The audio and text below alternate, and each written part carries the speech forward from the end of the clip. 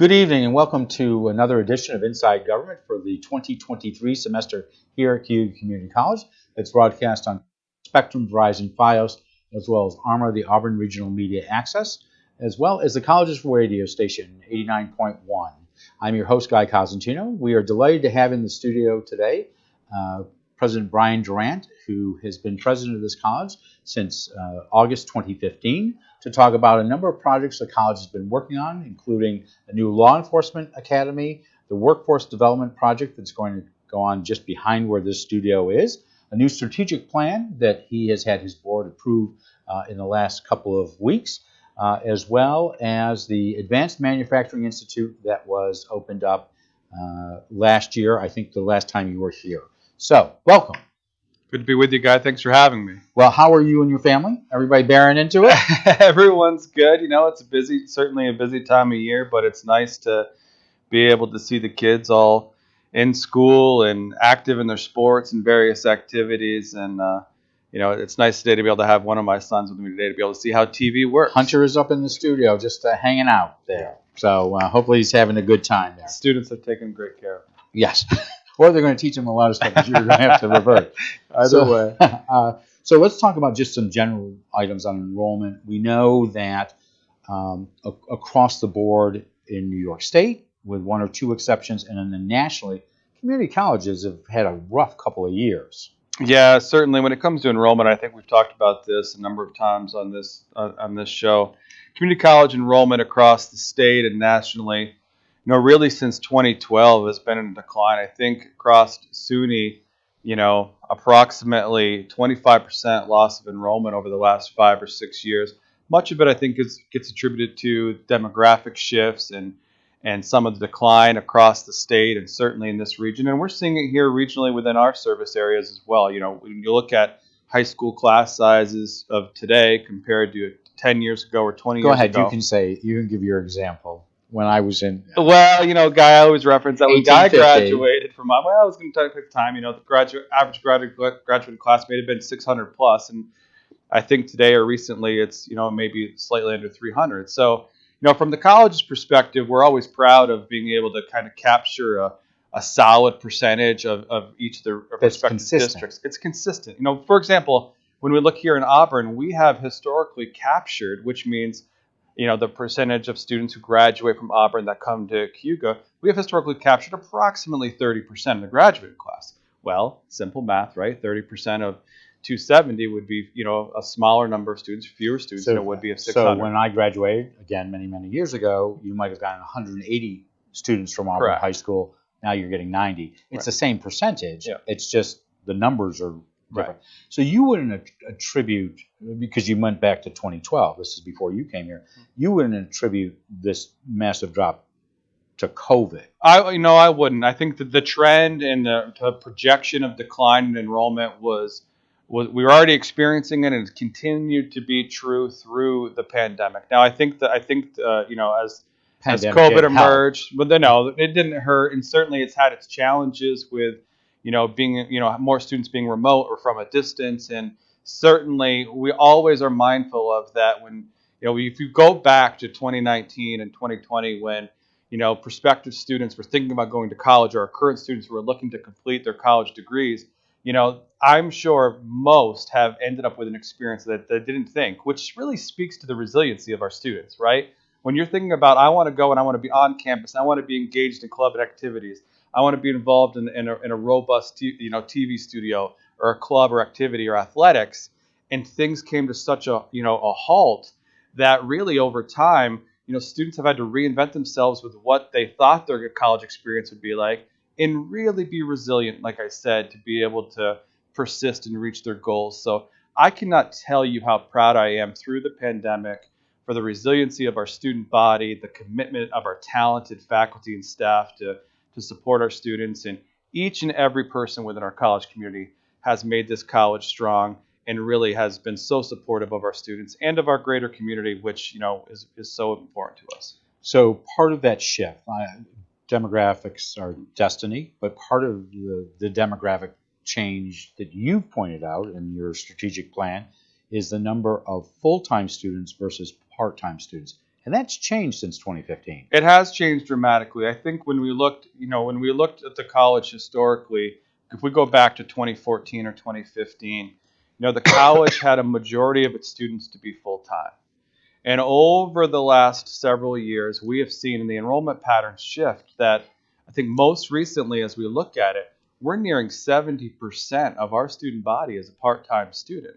Now, there's lots of factors that contribute to that, but part-time, when we look at our student body, for example, last fall we had approximately 3,600 students enrolled at Cayuga in the credit-bearing side of the college. Of the 3,600 students, nearly 2,000 of those students are in our high schools. They're taking part in a program we call Cayuga Advantage, which is dual credit classes that also meet needs for high school graduation and college. They might be in one of our robust courses that's taught by our faculty. We teach them through interactive video with respective school districts and high school students, and a number of other offerings like P-Tech and early college. But that's a significant number of our population, and then beyond that, right, we're looking at adult learners that are balancing life and jobs and careers, and then we work our way through to the traditional student environment, as we often refer to them, which are more near high school graduation and through here. So when we look at that, so many people are balancing multiple life priorities and are doing a tremendous job of fitting school. And so overall, when you have high school students as such a significant head count, they're part-time students of ours, and then adults are often more part-time students of ours. And so when we look at who we are as a college, right, it's a big theme. Who are we today? And who we are today is a college that's serving so many pockets within our community, from high school students to adults and everyone in between, full and part-time, from a distance and local. And we're a college that's really starting to become more focused and understand, what our student body demographics look like and how we're best serving them to reach their goals. And is that demographic shift throughout community colleges or in New York State, through the nation, or is that specific when you talk about the advantage? I think we are seeing it across. It certainly is something across the nation and certainly the state. Concurrent enrollment courses or dual enrollment courses with high schools has always been, I think, a significant part of what community colleges offer within respective districts, particularly in the last couple of decades. It's been a growth area. It's been a tremendous growth area for us as a college, and it wouldn't be possible without the amazing partners in K-12. So for us, when we look at that, that strategy, it's not just about getting enrollment, right? It is about building pathways, and this is a big piece of our strategic plan that you referenced. We want to be able to strengthen pathways for many different programs and prospective and current students to be able to show how courses someone might take in 10th or 11th grade in high school, the value that will bring them as a potential towards goal attainment or degree completion, not just here at Cayuga, but the four-year degree or in preparation for a graduate degree. And that sometimes is a lost message in what we do as a college, right? We have the ability through the great design of our faculty when it comes to our programs to be able to show how an individual course fits into a degree or a credential or a certificate through us, and that also aligns with transfer and articulation to four-year schools. And it's really the individualized attention that we're committed to here at Cayuga that I think has been part of our strength of who we are and certainly who we'll continue to be. So again, when I was a kid, I took classes through Auburn High School. It was through Jerry Martin, was a professor here, was taught in the Auburn schools, and I walked out with 6 credits. If you're going through the Advantage program, do you walk out with a degree, or are you almost there, or are you partially there? Well, I think and that's part of the individual piece of it. There are students who graduate with significant college level credits while they're in high school. It really depends on what their goals might have been in high school, what fit into all the things that high school students balance.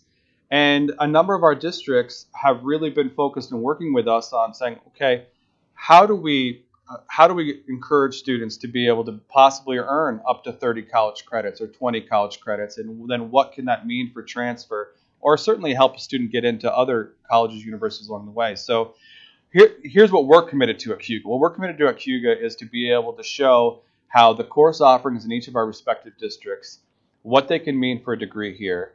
Certainly want to entice more individuals to come here to complete that degree, perhaps in an accelerated way, and then be able to align that degree with four-year pathways or beyond with our tremendous other, partners in higher education. Yeah. And no disrespect to my other professors in life, but Jerry Martin's 101 at Cayuga and 102 were the best courses I ever took.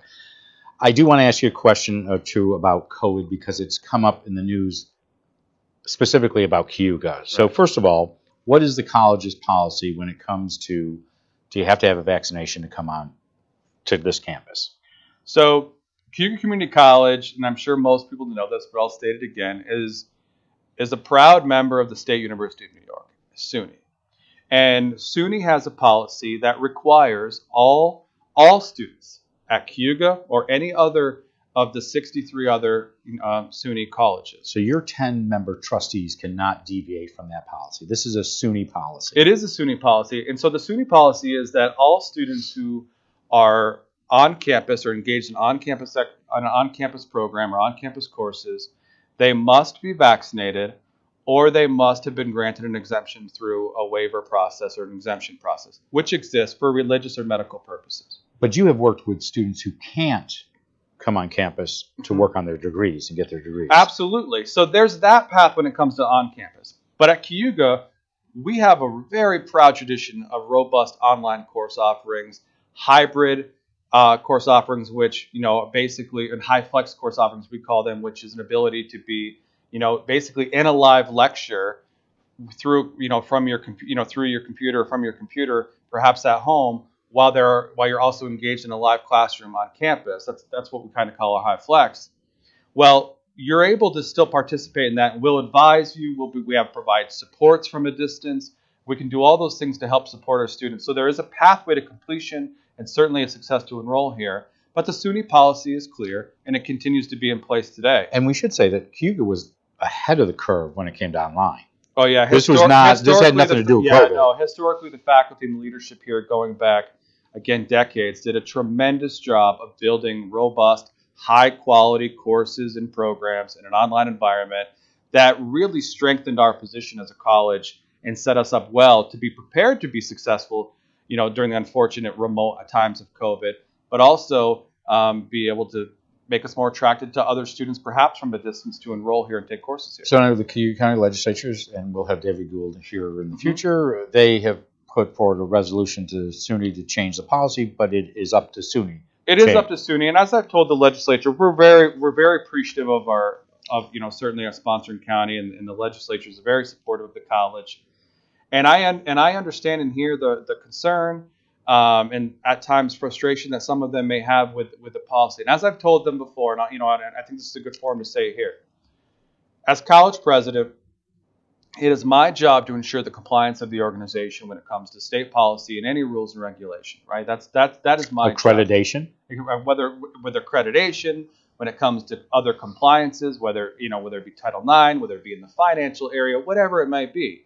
It's my job and the responsibility of our trustees to ensure, from a fiduciary standpoint, that we are compliant and that our college is in great standing. That being said, as I've said before, as a legislature or any other group, they certainly have the ability to provide voice. They have in recent action, and that voice has I'm sure been shared. And then, that's the beauty of being able to have sort of the democratic voice for people to be able to share their perspectives and let those in the decision-making ability to be able to review and make their determinations. You mentioned your trustees. They just approved, you have it in front of you, a strategic plan in the 10,000 feet overall. What does it contain? Well, this is an exciting time for the college. We were in a point in time where we certainly have been more disconnected when it comes to, working on campus and having the energy and the vibrancy that we're accustomed to, as higher ed practitioners. And so over the last couple of years, led by our President's Council, which is an internal committee that provides advice and advisory to me, they have taken leadership to provide many, many different forums of inside the wall stakeholders and faculty and staff to participate and provide ideas and insights into the college's next strategic plan. So in December, our Board of Trustees approved the college's next strategic plan, which we're titling Cayuga Unbound, charting a new path in a collaborative world. And the essence of that title, I think, is very powerful for us as a college because we know that we are in a place where partnering with others, being connected with community need, being connected with our students, and being connected with emerging economic and human resource needs and workforce development, they're all critical for our success, not just as a college, but as a greater community. So the spirit of this really is the highest of levels is we're going to be focused on understanding who we are, what our student demographics are. I spoke about some of them earlier. What our success rates for our students are in the areas of graduation, retention, transfer. We're also going to be focused on making sure that we're keeping our student body engaged in activities like working in a television studio or athletics or theater or any of the co-curricular activities, because we know the more students are engaged, they're connected, and the likelihood for success and a positive experience is going to be greater. So we're focused on improving our student outcomes and increasing student engagement. The other area of focus for us is we want to align and build partnerships strategically. We recently have had a tremendous amount of success as a college, and I think very powerful partnerships resulting in tremendous new facilities and our services for our community. For example, we were able to partner with private enterprise here, and certainly aligning with opportunity with the DRI, with the City of Auburn and the Downtown Revitalization Initiative, and build a new culinary arts institute that's in year 2 of operation as it starts to build its programming. Right across from the county office across building. from the county office building. That would not have been possible without public-private partnership. Would not have been possible with the City of Auburn not receiving a DRI, and we being fortunate enough to be one of the recipients of the funds of about $800,000, $750,000. The other one, I think, is a great partnership with our FSA, with the community, was our ability to be able to secure a new child care facility on Wall Street that formerly known as the Neighborhood House. We've been able to build a robust child care center that was really, that effort and focus for us was about sitting at a round table and hearing we have a need in this county for more child care opportunities, and we were able to build that. So partnerships for us are in those lanes, and now we're trying to build some more in the workforce development area. Two other questions. I want to get to another partnership in a second, but two other questions on your strategic plan. First one's real quick. When was the last one done? The last strategic plan was in development prior to my arrival in 2014-15, and was sort of affirmed in my first few months here back in summer, fall 15. So this has been a long time coming. It got a little bit derailed during the COVID process, but we took our time, and I believe we got it right. So envision Cayuga 5 years from now. What does it look differently? I think Cayuga 5 years from now is building upon the foundation that we've already been, which is a college that has great pride in itself, a college that's proud of what it does, is very individually focused on our students, has diverse programs that serve in many different areas. We know that 60% of our graduates historically have been aligned for transfer to four-year schools, and we know that the preparation that our faculty and staff provide, they're highly successful when they leave here and they transfer to get their bachelor's degrees.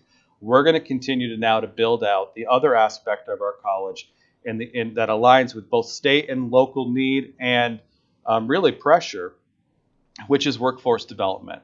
And so for us, we're going to strengthen the programs we have that are aligned with manufacturing, that are aligned with hospitality and tourism. I mentioned culinary. And certainly we have a new center that's going to be being built. So let's talk about that. What is the Workforce Development Center, and where is it going to be?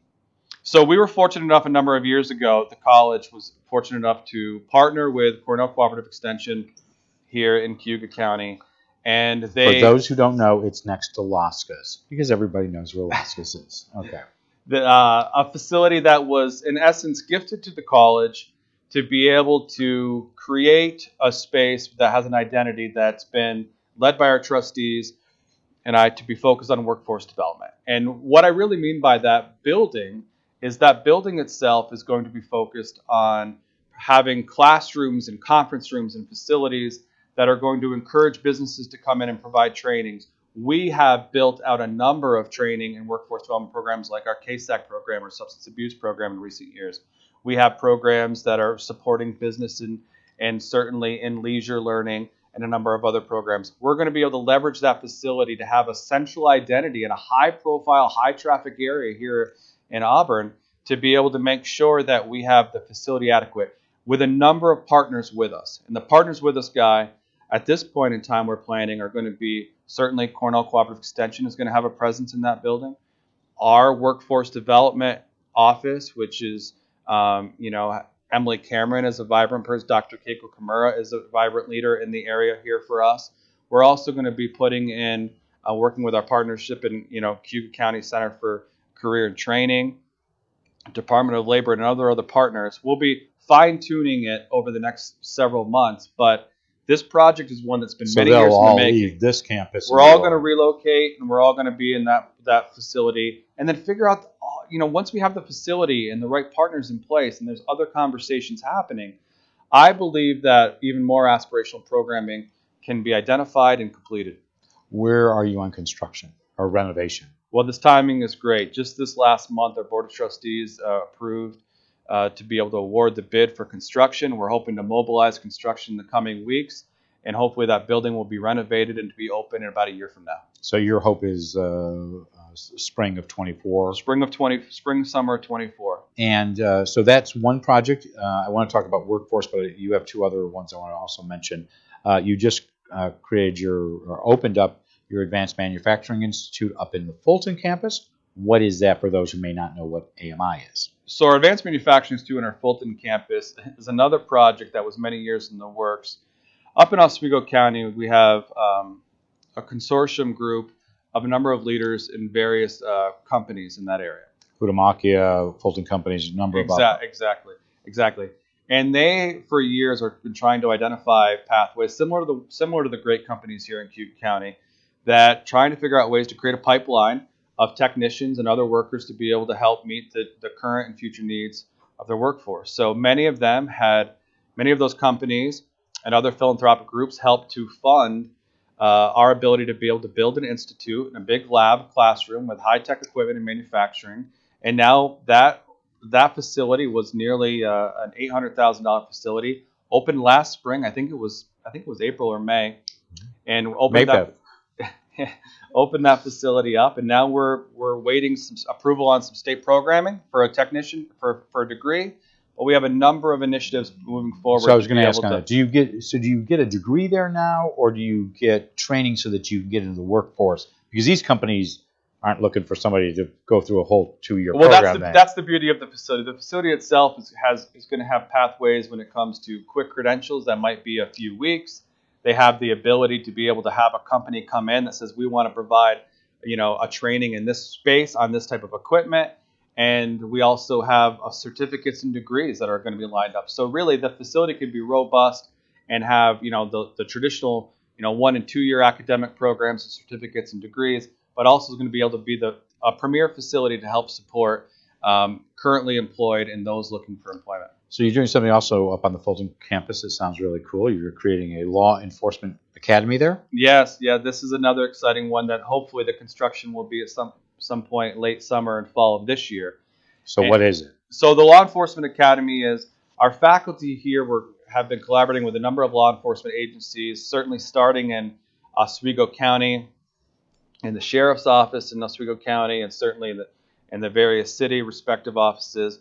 And as well as we've had conversations with leadership here in Cayuga County at the Sheriff's Office as well. And the idea is that we're going to be able to create a regional academy that individuals who are being hired by the various law enforcement agencies are going to be able to go. And when they get hired, that's where they'll go and be able to get their training and be able to get ready to go. Because one of the problems is there's not enough slots. Well, there's not enough slots, and what we have found as we've done this partnership is that there are certain agencies that run their own academies, and there are other municipalities that send their prospective hires to other academies. And this is going to allow us to kind of leverage the talent that exists to be able to provide a couple of different pathways for communities to be able to say, we'll send our potential hires there. But the other value that it gives us is we're looking at some innovative ways over the next couple of months to be able to revamp our curriculum, to be able to give some articulation of those that complete the academy within our 4-year degree or within our 2-year degree criminal justice program. So you used to have a criminal justice program where you still do, but yeah, you used to have a degree program where a lot of Auburn police officers, others would go through that kind of, because the Auburn didn't require it anymore for whatever reason. Will you get a 2-year degree at the Law Enforcement Academy, or not necessarily? Not necessarily, but what we're building here is the ability for current students who are in the pursuit of a 4-year degree or a 2-year degree or a 4-year degree that are not hired to be in an actual police force yet. They're going to have an opportunity to be able to participate in the academy, get that experience, and get that comfort. That's one unique pathway. The second one, though, is if individuals do get hired, they don't have an associate's degree yet, and they go through the academy, we're building out the agreements that we would be able to give credit for that experience to be able to have someone be advanced in and on their way towards a completion of a criminal justice degree. It's very innovative. I give our faculty lots of credit. So faculty and staff will teach at that? Faculty and staff will teach that, as well as the approved instructors that are already approved by the credentialing agencies that are a member of law enforcement now. 2 other quick questions on it. One of the good news pieces of this is you got half the $800,000 really from the county legislature. This project, aside from all the partnership piece when it comes to the people getting together and say, we have a need, how do we address it together? That's what the academy is.